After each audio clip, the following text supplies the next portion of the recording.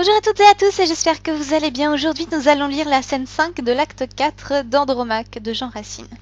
Scène 5. Pyrrhus, Hermione, Phénix. Pyrrhus. Vous ne m'attendiez pas, madame, et je vois bien que mon abord ici trouble votre entretien. Je ne viens point armé d'un indigne artifice, d'un voile d'équité couvrir mon injustice. Il suffit que mon cœur me condamne tout bas, et je soutiendrai mal ce que je ne crois pas. J'épouse une Troyenne, oui, madame, et j'avoue que je vous ai promis la foi que je lui voue.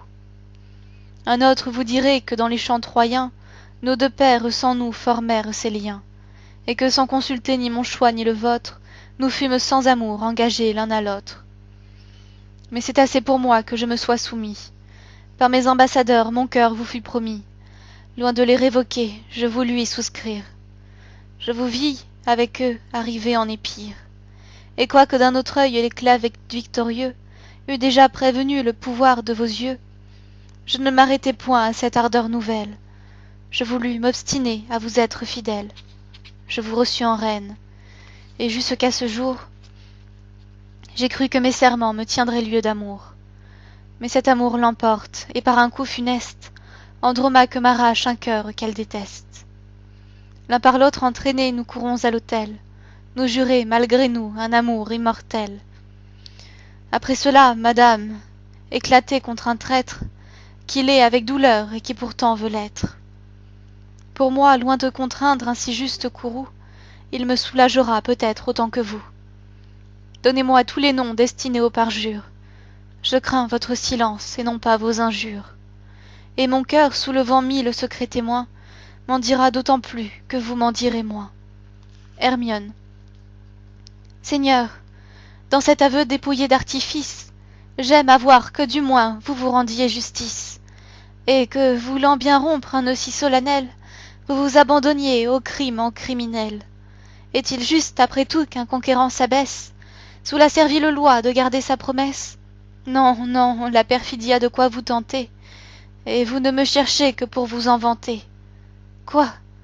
Sans que ni serment ni devoir vous retiennent, rechercher une grecque, amant d'une Troyenne? Me quitter, me reprendre et retourner encore, de la fille d'Hélène à la veuve d'Hector? Couronner tour à tour l'esclave et la princesse, immoler trois aux Grecs au fils d'Hector la Grèce?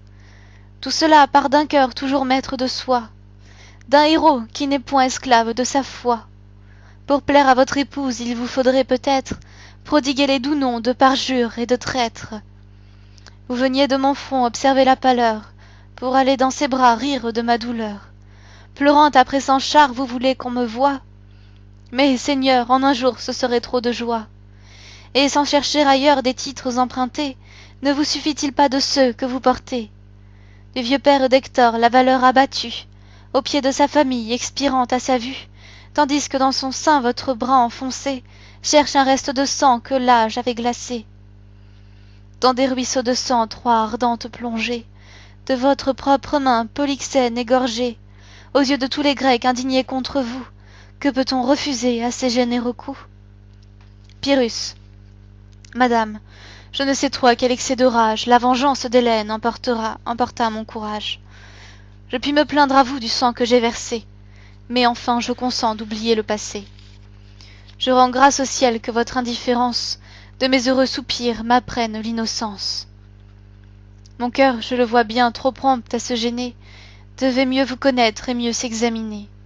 Mes remords vous faisaient une injure mortelle. Il faut se croire aimé pour se croire infidèle. Vous ne prétendiez point m'arrêter dans vos fers. J'ai craint de vous trahir, peut-être je vous sers. Nos cœurs n'étaient point faits dépendants l'un de l'autre. Je suivais mon devoir et vous cédiez au vôtre. Rien ne vous engageait à m'aimer, en effet. Hermione. Je ne t'ai point aimé, cruel? Qu'ai-je donc fait? J'ai dédaigné pour toi les vœux de tous nos princes. Je t'ai cherché moi-même au fond de tes provinces. J'y suis encore malgré tes infidélités, et malgré tous mes Grecs honteux de mes bontés. Je leur ai commandé de cacher mon injure. J'attendais en secret le retour d'un parjure. J'ai cru que tôt ou tard, à ton devoir rendu, tu me rapporterais un cœur qui m'était dû. Je t'aimais inconstant, qu'aurais-je fait fidèle?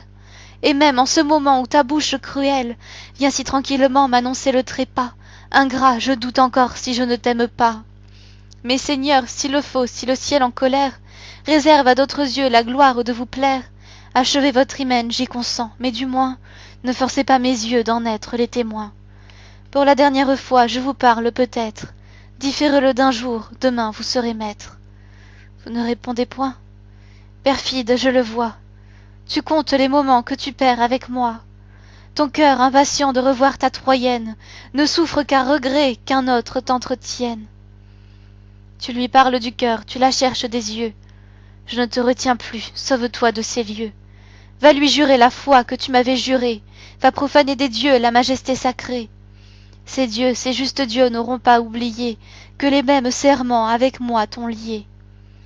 Porte au pied des autels ce cœur qui m'abandonne. Va, cours, mais crains encore d'y trouver Hermione. Et nous lirons la scène 6 la prochaine fois. Passez une bonne semaine, portez-vous bien, à bientôt.